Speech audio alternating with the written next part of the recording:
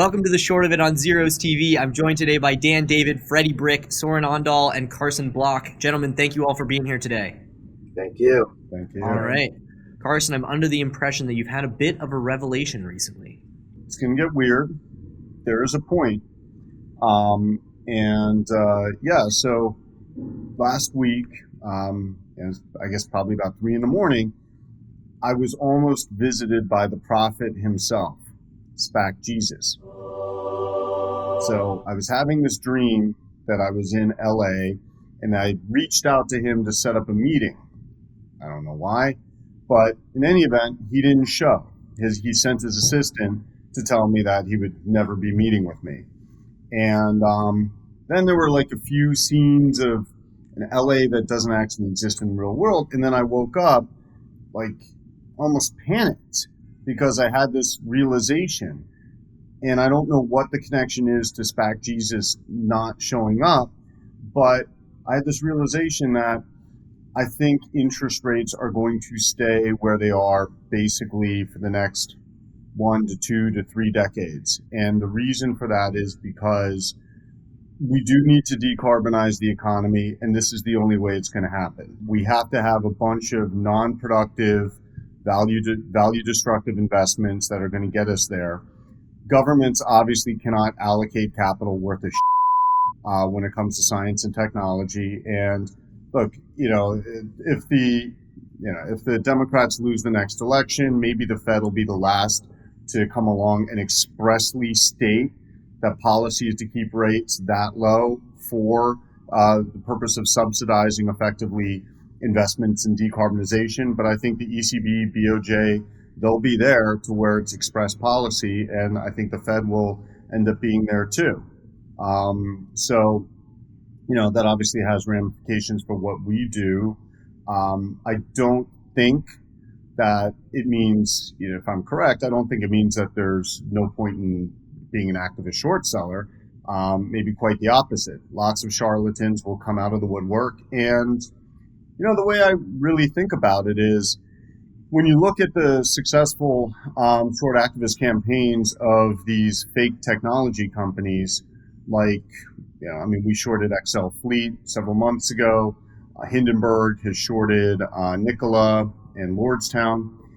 It's not about the technology. Like, if you're to be able to do that, you play the man, not the ball. And that's what we as activist short sellers do. We can identify the charlatans.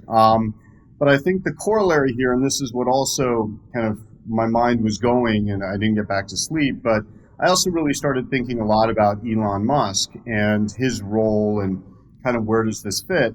I actually think I gained maybe not a full understanding, but a much better understanding of him and why he does what he does. Because, up to this point, I've been super critical of him for the lies and the bullshit and the promotion. While recognizing that he did legitimately some very impressive, difficult things.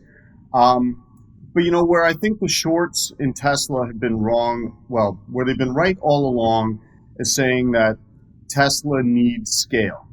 Otherwise, they're going to be buried by VW and Toyota and GM, Ford, etc. But where they were wrong is that they were thinking of scale only in terms of production capacity or unit sales, and not capital base. And that's what Elon's been focused on the whole time, is getting that stock up so that he can have scale of capital base. Today, the company has a $700 billion enterprise value. That's almost double Toyota's. And then when you look at the others, like Ford, GM, they're around 100 billion. So Tesla has the capital base it needs. It has the scale. You can look at that and say, well, that's fragile, because if reality ever catches up to this thing, then, goodbye market cap. But on the other hand, it's easy to maintain. Like, he doesn't have to sell nearly as many cars as Toyota sells in order to have it. He just has to keep being Elon. So I think that Elon really embodies what the future will look like in terms of the central banks subsidizing these non-productive or value-destructive investments from a purely financial standpoint. And what we have to do as short sellers is we have to separate the big charlatans from the Elons. Like Elon is a charlatan, but he can build the car, he'll build the rocket. Well, he's done those things. So we just have to figure out, 95% of the other guys aren't going to be able to do that. So that's who we short. So that was a big part of the revelations that I received from the canceled visit by the great prophet himself. Let's take this back all the way to the start, and we don't even need to get into the macro. When you were dreaming about SPAC Jesus, was it top down from that like hunky, chiseled, or was it bottom up from the skinny legs? Well, I think that that's a great metaphor for SPAC Jesus and his companies. They look great, on the surface. They all skip leg day. They all skip leg. Yeah. I mean, I'd be very interested in hearing what his like upper body workout routine is, but I think I've got him like beat on the leg routine. I guess, yeah, Elon's probably just like constantly just under the table, just doing that leg machine, just full-time working out. I bet that guy's maybe, there's been a lot of work done studying like the length of the index finger, I think, and testosterone in traders. Maybe we should be studying the circumference of either calf or leg muscles for CEOs and just work out if they have been skipping leg day or if it's, if they're the real deal. Well, I think the retort to that is, if I'm Elon or Chamath, is why don't you measure the circumference of the fuselage of my jet? Well, before we get too far into phrenology, Carson, you talked about the implications of your realization in terms of the opportunity set getting bigger, as well not recognizing that a part of that opportunity set is essentially untouchable. How does the low rate environment affect timing of shorts? I mean, even those charlatans who you said can't build the rocket, can't build the car, they still seem to be able to get away with it longer than maybe they would have been able to in prior cycles. So there are further implications. Yeah, sure. Well, the thing that I think has been different since the financial crisis about non-activist short selling versus all prior periods during which records were kept is the availability of ultra cheap debt to just keep these things going. And, like we obviously know the smartest short sellers out there, people who are extremely accomplished, do tons of research. And when they lose money, they're generally not wrong in their theses. They're correct. It's just the timing that's become so hard. And I guess you could say that that's really the reason for, I think when each of us got in this business, it wasn't because we had this macro view and of, you need to create a catalyst, but that's basically what we do. And there aren't many non-activist short sellers still standing. So I think that's really the issue is I don't see it, obviously in that type of scenario, should I be right, I don't see it being easier at all for non-activist short sellers. And I think that as activist short sellers, like we just have to accept that we live in charlatania basically, and we just have to separate, the major charlatans from the guys who can actually do some shit. And so when you talk about creating a catalyst, is there any value in actually just waiting for some of this stuff to crack? Like, do you have to take the first punch? Wouldn't it be easier in this world to wait for these things to start being realized and then pounce? If you want easy, you just go long.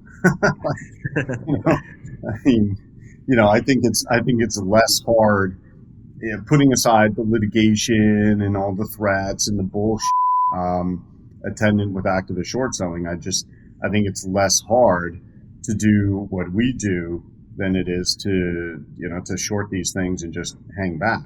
Look, if I took your advice at face value, we wouldn't have shorted anything over the past 10 years. Yeah. It's a long time to wait. Just saying. Yeah, but that's not what he's saying. I'm more saying like some of the SPACs cracked without any activist research. And then research came out after they had already come down 50%. And those reports, I think, if you look back at that period when the SPACs were cracking, a lot of the research that was coming out was landing. And it was because the market was already starting to realize, and you can play off that momentum. That's more what I was commenting on. Yeah, I mean, no, you're not wrong. I mean, but you're talking about SPACs necessarily, right? Yes.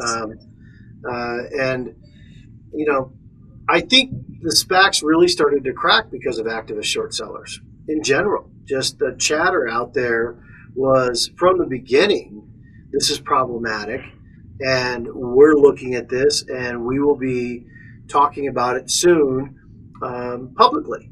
And that brought the focus to it, and then others did. Carson and Hindenburg and Soren and others, and, did a great job with it. But, going back 4 or 5 years, there's always that cycle of the Jobs Act IPOs, right, that were kind of what we were looking at, and then it's SPACs, and it's going to be something else. To give, in terms of SPACs cracking, though, I do think a lot of credit is due to Hindenburg and Nate Anderson, because they came out with that Clover Health, speaking of SPAC Jesus, that Clover Health report right after GameStop and the meme stock things happened. And I think that because Clover Health was actually successful, like it actually did something and was, created, it changed investors' view of the stock. Shares of Clover Health falling after Hindenburg Research published a critical report on the seller of Medicare-backed insurance plans,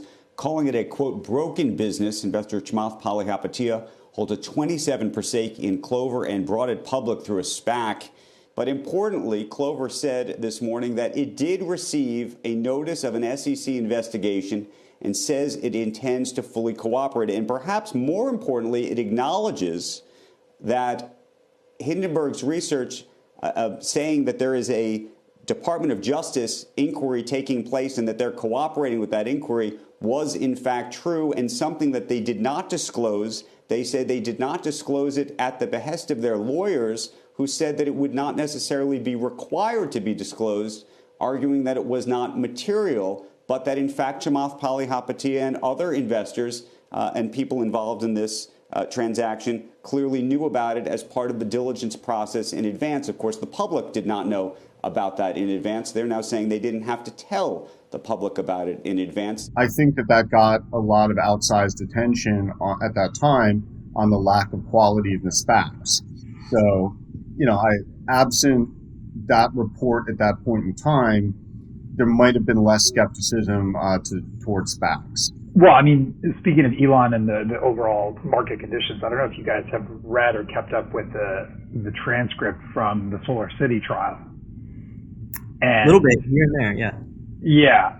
You were joking about racing to enterprise value. One of the funniest things about the transcript is that his cousin admitted under oath that he actually didn't know what enterprise value was, which for a public company CEO is a little bit of a red flag. I thought he just pretended to be stupid to avoid hard questions. He genuinely is stupid. Well, look, in his defense, he thought EV stood for something else, right? I mean, isn't he? Yeah, wait till you ask him about whack, huh? Oh man, that's a rap term from the 80s. Yeah. I think what's fantastic about it, and I don't know if you guys have been following it, but I think the judge is going to find for Elon because of the stock price promotion. But what's clear reading the transcript and what's amazing about it is how levered they were and how close they were with margin calls, because not only were they levered, they had essentially just borrowed on their Solar City stock, but they had pledged SpaceX cash to buy Solar City bonds. So if there was a margin call on Solar City, the potential for a ripple effect throughout the companies was real. And it definitely coincided with some pretty bullish tweets that they were considering acquiring them. But, I think the way the Delaware law shakes out, he's probably gonna be okay, just because Tesla's stock appreciated so materially afterwards.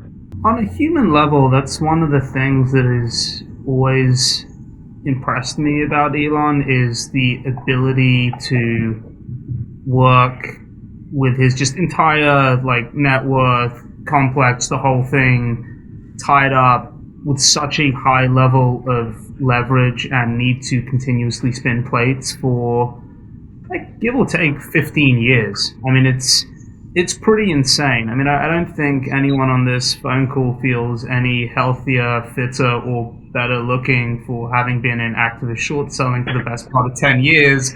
And, like, you know, he's kind of been doing something that, you know, has a really high level of stress and execution for a long time.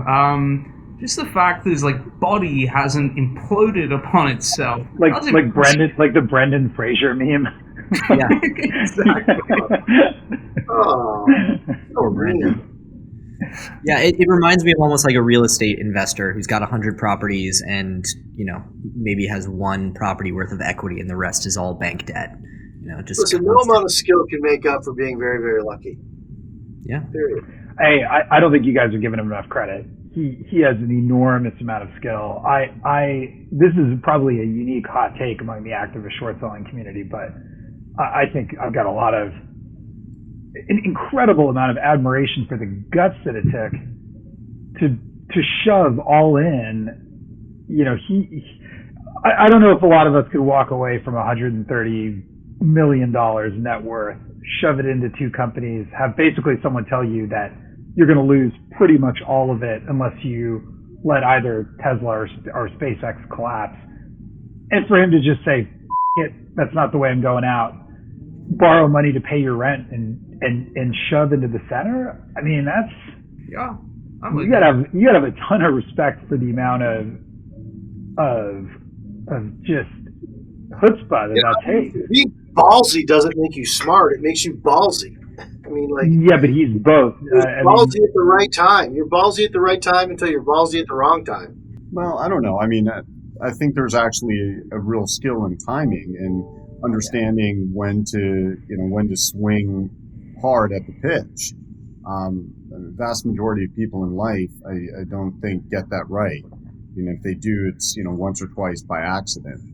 So no, I've always had a lot of respect for him in terms of the execution, and it's just what bothered me, and I felt it was a stain on his legacy, was the incessant lying. But as I said, I'm not forgiving that, but you know, I get now that it wasn't, you know, when he would engage in these wars with short sellers and like Jim Chanos and Lynette Lopez. I used to think that was only because of his malignant narcissism. I think it's actually because he, you know, in addition to being malignantly narcissistic, he understood this concept of scale of the capital base, and that's what he could achieve, and that's what he needed. And the other thing that's also interesting about it is, at times, and I've wondered this myself, is he losing his luster? Is the facade cracking? I mean, when he started, you know, well, he didn't start Tesla, but when he first got involved with Tesla, like, I think the image was of, he's this humanistic environmentalist, and he wants to save the planet. Okay, look, and he built this huge following, but look at him today. No, it's like, you know, he tells OSHA to suck his dick. He tells the SEC to suck his dick. He's got Ted Cruz on his dick. Like, this is a totally different image, and it works. That fan base is just bigger and more devoted than ever. So it's amazing that Elon, you know, who's built really, like I said, the scale of Tesla on, you know, on this image of him, but the image has changed. I mean, that's look, man, there's mastery in that. There's 100%. Intelligence and wisdom, and, you know, what I just said might make it sound like I'm denigrating that. I mean, you know, if I had those powers, I don't know that I would put them to use in that way, but I don't have those powers, man, and very, very few people alive do. Well, look, this kind of, you know, brings to my mind, speaking of people who can put it all on the line, use a lot of leverage, and execute flawlessly. Let's talk about Bill Hwang, who is none of those things. He's having, it seems like, another bad week. that CS report came out, which was just mind-blowing. It's so hard to read 172 pages of anything, but holy shit, they are so incompetent and stupid. It just blows my mind. One way to measure this fiasco is by adding up Bill Hwang's losses, $20 billion, to the $10 billion that the banks have lost. In total, you've got $30 billion wiped out in the space of a week. Investors on Wall Street lose money all the time. But Archegos is almost unique in financial history because of the size of the positions that a single individual accumulated and the speed with which it unraveled. This is one of the most spectacular failures in modern financial history. No individual has lost so much money so quickly. My favorite bit in it all was where they actually posted margin to him in March. That was, for me, the key highlight of how can we f this up any worse than it already is. That was insane. After asking him to post more margin, he was like, "Nah, can you guys post more?" Yeah, it was like, "How about 2 billion more?" Like, wild. Wow. I mean, at one point, it was he represented, risk of 50% of their capital base. This is a guy who had exceeded the newly established risk limits like 20 plus times in a single year. What the f these guys thinking?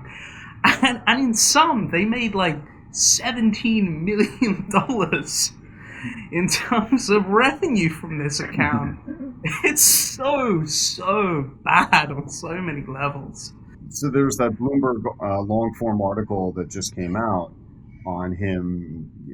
So he's sitting on the porch of his modest house in New Jersey, looking at cars, holding the Christian pamphlet. And that's the thing. I know we've talked about this before, but good God, like, he's still wearing that on his sleeve.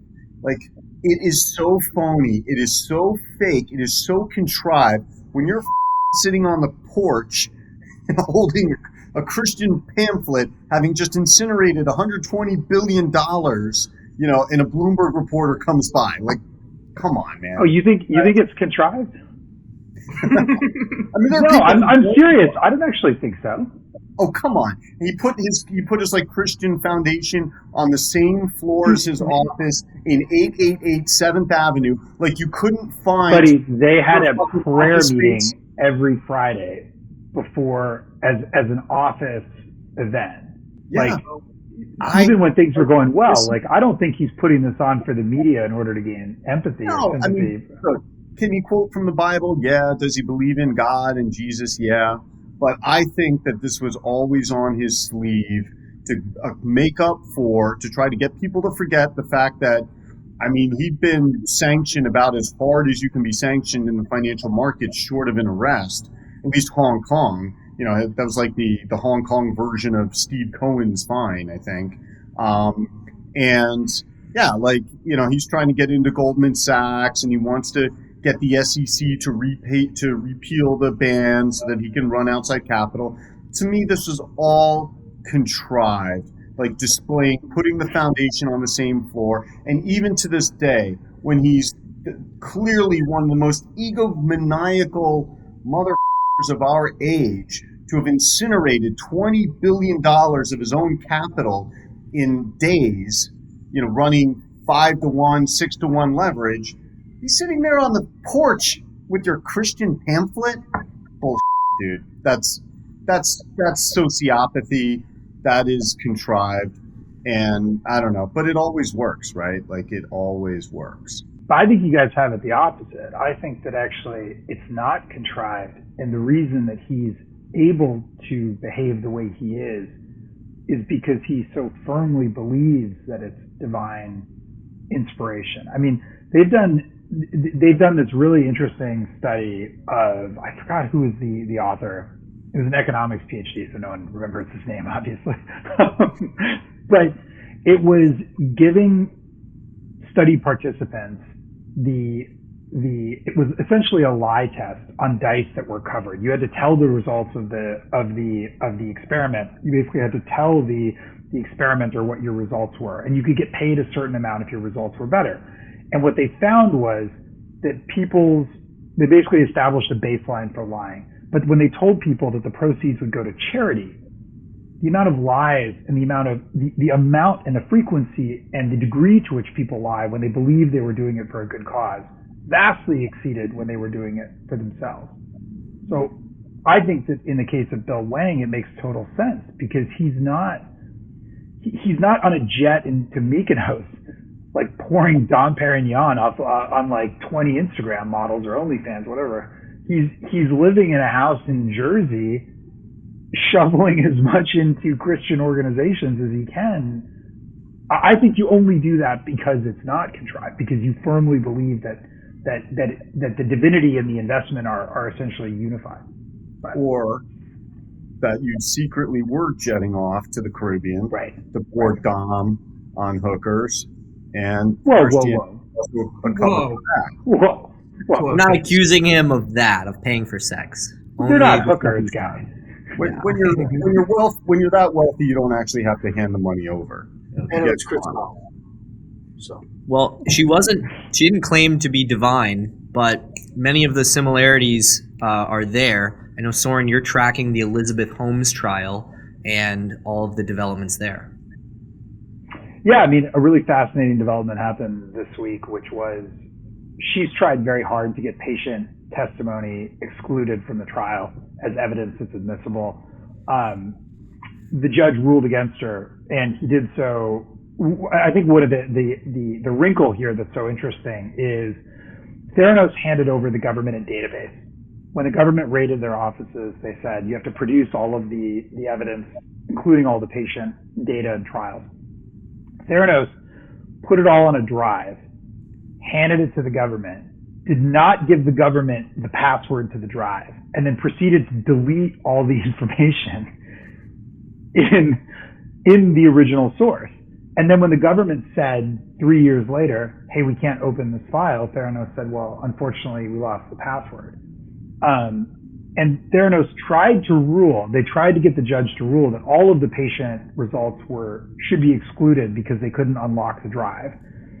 And the government said, well, wait a minute, you were the ones who deleted the evidence. And the judge agreed with them. But I think what's amazing about that wrinkle is just the confidence it takes to hand the government a drive, delete it, and also knowing that the investigators aren't going to try and open it for the next 2.5 years. It would seem to be the first thing that you do when you get it. But the judge looked askance at her attorney's decisions and her desire to have that suppressed, and they ruled against her, which I think the government has to think is a pretty good development for them. Right, because isn't one of the witnesses who did or who's going to testify a woman who had some miscarriages due to the fetuses having genetic birth defects, or well, I guess they weren't birth defects, but genetic issues, and she got the test from Theranos, and did she decide to terminate the pregnancy based on? I don't think she decided to terminate it, but I mean, look, Theranos was telling people they had AIDS when they didn't, or HIV, and then they would, have to go to their sexual partners and have those conversations when those things were false. That's but the harm is real there. Was that a problem for Bill Hwang? I'm also saying no wonder Mark's so pissed. Think about how good it must have felt after to call and just say, hey, it turns out that wasn't true. I mean, think about the goodwill that can create if you had a bad breakup. Not to trivialize the condition, but it's not all bad, guys. If you could just be a little bit more sunny here, a little bit looking I don't think you get to walk that back, do you? I don't know. Freddy? What's that like? Soren, you brought up an interesting bit about the juxtaposition between how the case with Elizabeth Holmes is being handled and how the case with Elon Musk and Solar City is being handled. I mean, they're completely different sorts of cases, but it seems like Elizabeth Holmes is getting the full force of the government, whereas Elon Musk is kind of getting the benefit of the doubt, and partially because there are victims on the side of Elizabeth Holmes, and there aren't really victims on the side of the Solar City lawsuit. Is that what differentiates? No, I think no way. I mean, it's to me, they're not analogous. Like, she deserves the full might of the federal government thrown against her. I mean, if it is that, the level of brazenness and not just the number of people, even if no patient had ever been tested, the brazenness of the lies to investors, which I actually think is how the government's really going to win the case, it's just on a level that we haven't really seen other places in the capital markets. So I don't think that's a fair comparison. I think it's pretty different. A question for the panel. What do you think the accountability or liability with the independent board of directors should be? I mean, because currently it's none. Up to the maximum of their insurance coverage? Yeah, exactly.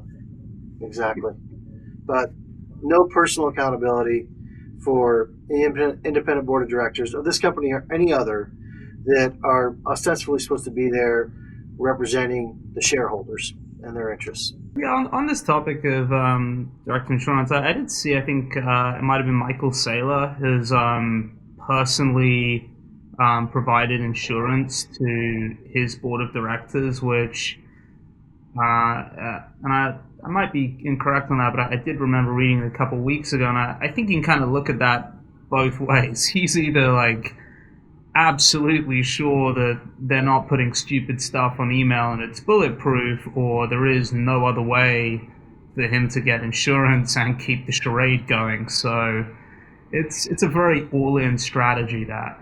Well, I mean, Elon has to personally identify the Tesla directors. They can't get D&O. Freddie, why do you think? So you think he's personally underwriting all the policies? Like, he just has to identify? Yeah, I'm fairly certain. I saw it the other week that he's also personally underwriting. I want to say it was like up to $60 million. I'll have to come back on that, but it was a real number. That's, I mean, is that like the bail? What kind of margin do you get on that? Well, it's a good question. I mean, keep in mind, this is a guy who raises debt to keep buying Bitcoin, so risk management maybe not a thing that he's particularly fond of, but it's worked.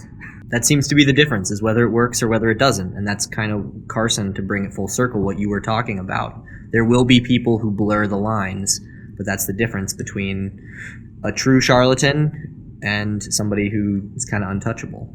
Well, whether it works. From a shorting perspective, I think that's what matters. Why is Elon untouchable as far as the law goes?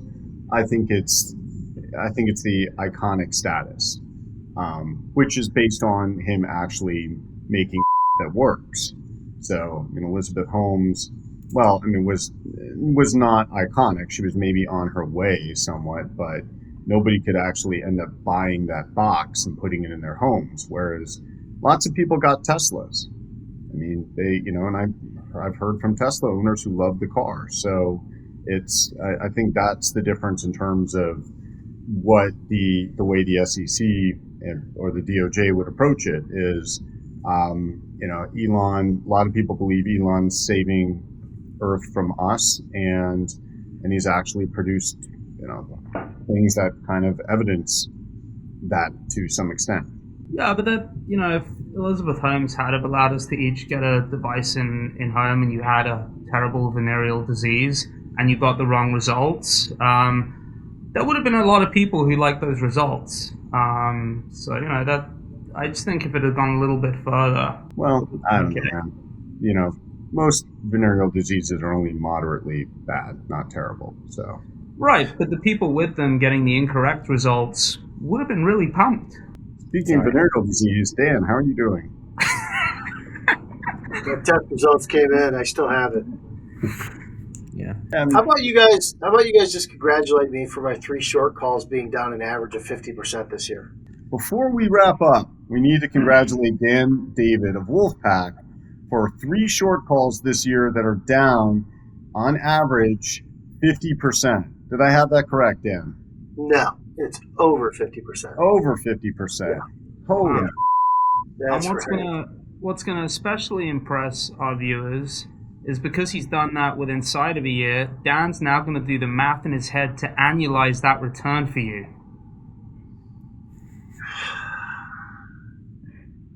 Carl?